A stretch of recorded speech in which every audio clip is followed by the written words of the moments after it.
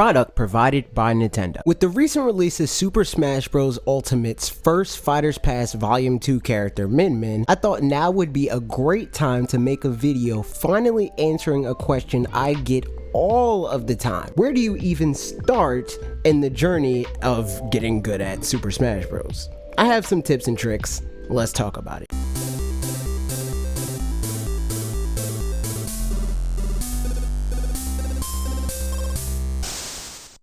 I think the most important thing to figure out in your journey to improve at Super Smash Bros. Ultimate is going to be figuring out which character in this enormous roster would be best for you. A main, if you will. The reason you want to try to focus on a specific character is that it's a lot more efficient to learn how to play the game within the parameters of one character rather than dividing your efforts learning multiple characters at once. With that said, how do you go about finding a main? Obviously, sampling every character would take a lot of time you could be spending getting better at the game, making that approach a catch-22. That said, I obviously think taking that approach is very unnecessary, especially if you're just starting out. You're likely to be malleable enough to eventually get good at whatever character you want to without having to unlearn any playstyle specific habits. I'd suggest picking whatever character you like on a superficial level, a character that you'd even care about outside of Super Smash Bros. Doing so will make the time you'll need to dedicate to learning that character and the game overall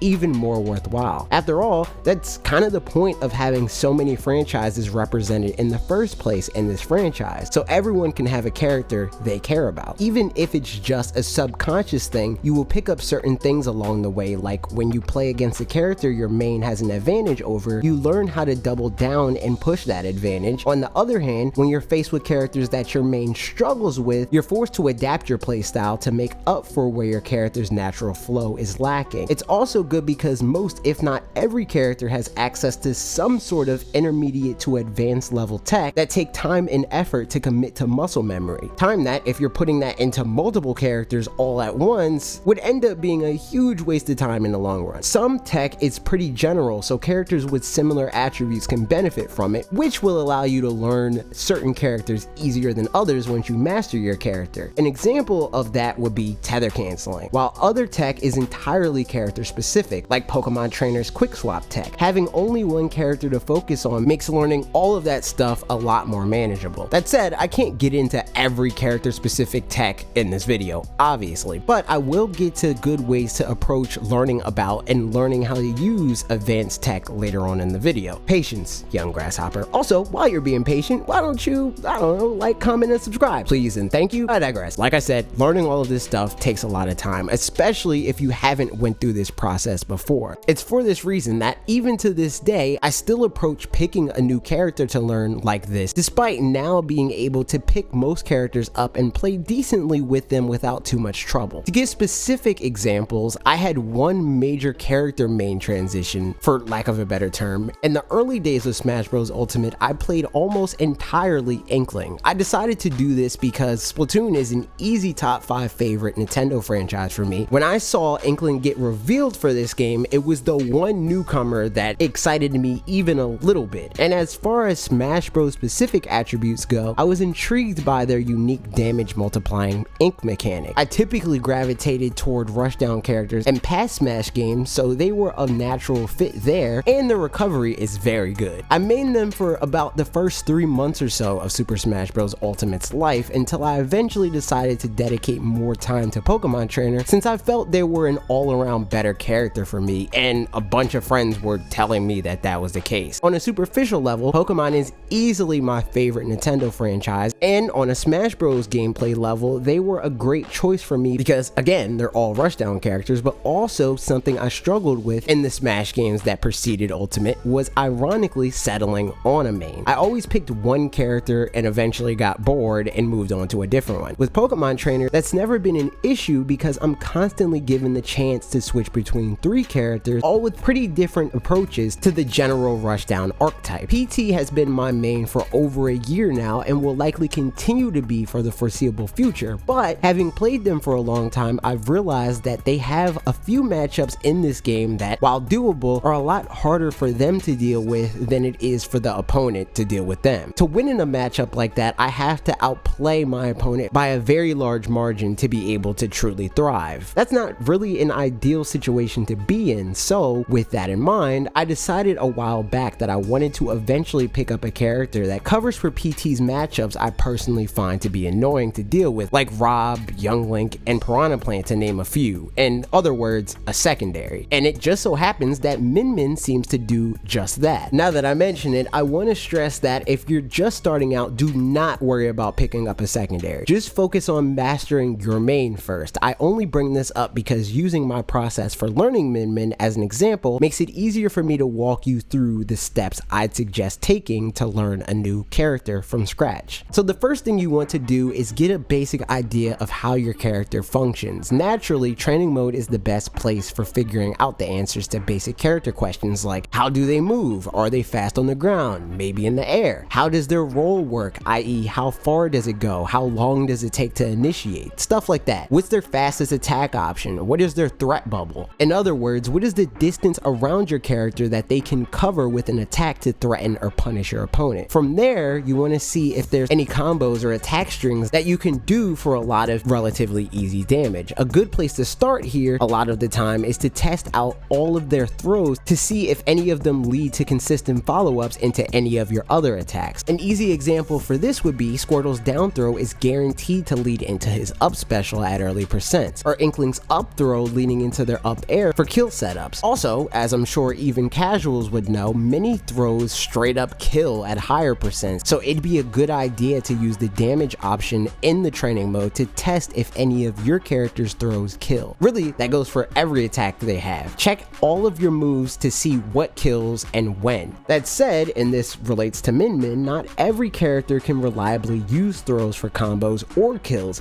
but every character in the game can at least use some combination of their jab, tilt attacks, smash attacks, aerial attacks, and specials to get basic combos in. I mentioned before that I typically gravitate toward rushdown characters. I would say Min Min has some rushdown attributes, but she's definitely a zoner, so I had to spend a lot of time in training mode just getting the hang of the different rhythm her playstyle required. Min Min, at least currently, seems like the kind of character that can't rely on many combos. She can string her dash attack into itself in some circumstances, and you can do stuff like up smash into up air or up airs into more up airs if your opponent's not that great, but it doesn't seem like most of it is guaranteed. Where she seems to thrive is conditioning your opponent to make certain decisions and punishing them with her decently long range attacks. And despite the fact that her grab can't reliably lead to kills or combos, it's still good to try to get grabs as much as you can get away with, because the threat of her range makes people shield and jump a lot.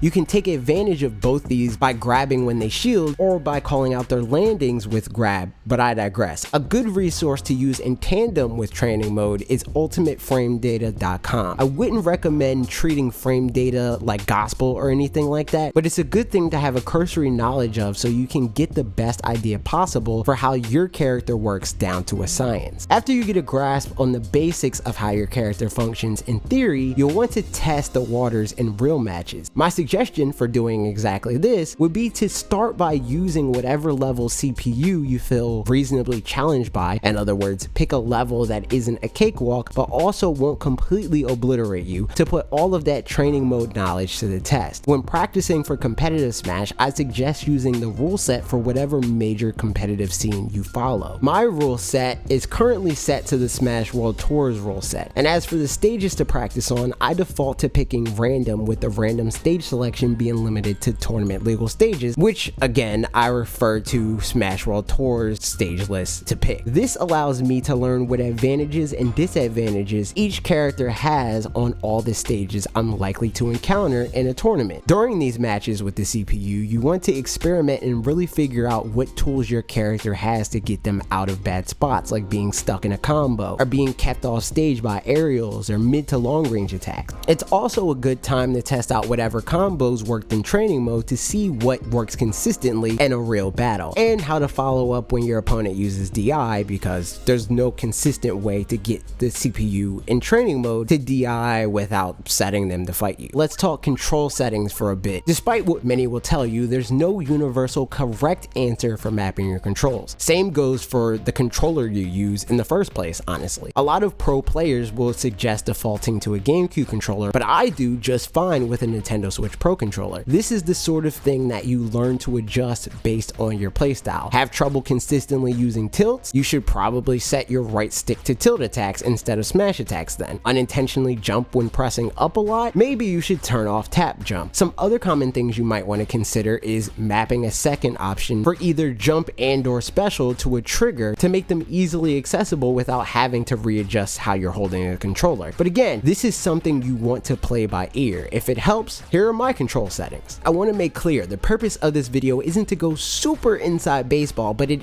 is meant to help you learn how to go there yourself when you're ready. A big part of my process is watching high to top level players for ideas on how to better use a character, whether that be for ideas on combos and kill confirmed or for ways to get around tricky matchups. When learning Pokemon Trainer, I watched a ton of VODs from top level Pokemon Trainer players like Tweak, Pandarian, Leffen, and Puppet, amongst others. I plan to do the same for whatever good Min players crop up. I'd suggest anybody do some digging for the most successful mains of any given character to do the same, because while the majority of getting good at Smash is obviously playing the game, it's also about learning how to play it more effectively from people that are better than you are. Orion Rank and Panda Global's player rankings are a good place to find the overall best players in the world. Following VG Bootcamp on Twitch and or YouTube is a good resource for VODs from these tournaments. There's also entirely Smash focused YouTube channels in a similar vein to fanatixfour, but entirely dedicated to Smash, like My Smash Corner, Beefy Smash Dudes, Super Smash Bros. Ultimate Pro Guides, Banana Boy SSB, in addition to all of the top player or former top level player content creators like Zero and Mewtwo King. I'd suggest at least keeping an eye on all of that for use in the out of game learning process. Also, a smart idea is to hunt down and join the Discord communities for your specific character, because they tend to share a lot of tech and advice to get really good at a character in that way as well. Finally, to bring it back to the in-game learning process, obviously you need to get player versus player experience. First of all, playing online. It's not ideal, but it can be useful. Just make sure you have a decent connection and a LAN adapter, and you'll be able to get the most out of playing this way. By no means is even close to the best way to learn how to play this game. It's borderline a bad way to play if it's the only way you try to learn how to play, but at the very least, it's an okay tool for getting consistent human controlled character experience if you have no other way to consistently do so. It's an imperfect system because online allows for playstyles that wouldn't work offline because of the input delay and frequent lag, but as long as you focus on not attempting to rely on similar tactics and instead focus on countering them with strategies that aren't online gimmicks, you'll be able to use that experience when it matters. Relying on online tactics like this will halt your progress and just make you worse in the long run, so try to avoid falling into that trap. Quick play also has the added benefit of giving you the chance to attain the ultimately meaningless Elite Smash status after conquering enough of the gimmicky Wi-Fi warriors to claim the title. I usually only care to go for Elite Smash with characters I plan to actually use seriously. Min joined the ranks this week, but again, I digress. Quick play is okay, but nowhere near good, so don't rely on it, but you can use it. I think the next most effective online practice is the online tourney mode, specifically when the one-on-one rule set is available, which alternates back and forth between free-for-all tournaments every 2 days or so. This because, like quick play, it affords you the chance to be exposed to every matchup in the game. Unlike quick play though, it's guaranteed to have a consistent, mostly competitive rule set, so you won't be blindsided by any random casual rules like items on or anything like that. The downside is that it's limited to Omega stages, which isn't very competitive in the grand scheme of things given the fact that the stage layout favors some characters more than others, and there's no other stages in rotation to balance that fact in this mode, as well as the relatively short 4-minute time limit when compared to the tournament standard 7 to 8 minute time limit. Again, not perfect, but slightly better than quick play, so good enough if you have no other real option. And finally, battle arenas. I spent a decent amount of my time playing Smash Brothers opening up public arenas with competitive rules to practice against random people in my region, which is fine. Sometimes I run into the occasional toxic player, which is annoying, but luckily you can kick them out and everything is fine in the long run. That said, the biggest reason why battle arenas are the best practice option for online comes down to the ability to have regular sessions with friends and members of whatever communities you're a part of, like this one via our Discord server that you should join if you haven't already. Links in the description. This is by far the best way to play online because it's a more controlled environment, so you know you'll be playing against other people on or around your skill level with stable connections. Obviously you will likely know the person on the other end on some level, so no dealing with hashtag heated gamer moments, and you get the benefit of being able to have entirely competitive rule sets. If you find a good group to consistently play with like this, you'll be able to level up so much faster than you would otherwise. Trust me, I know from personal experience. Lastly, the best way to get good practice in Smash Brothers is local play. Nothing beats local practice at home, at friends' houses, when the world isn't on fire, of course. Try going to local tournaments in your area, which is bound to be a great way to add to your training partner pool. And those are all of the tips I have for getting good at Super Smash Bros. Ultimate. I'm by no means a top player or anything, but I think it's fair to say I'm pretty good at the game. I've taken games off of some pretty high ranked players in the grand scheme of things, and I think people in the fanatixfour community would vouch for me. But at any rate, I hope this helped you, even if it was just one new thing that you learned. If you enjoyed this video, I would appreciate it if you gave it a like and passed it around to friends and family that you know would like to get better at Super Smash Bros. Ultimate. And if you would like to see more videos from me, be sure to subscribe to this channel for new content every Tuesday and Thursday at 4 p.m. Eastern Time. Okay, that's it for me. See you next week.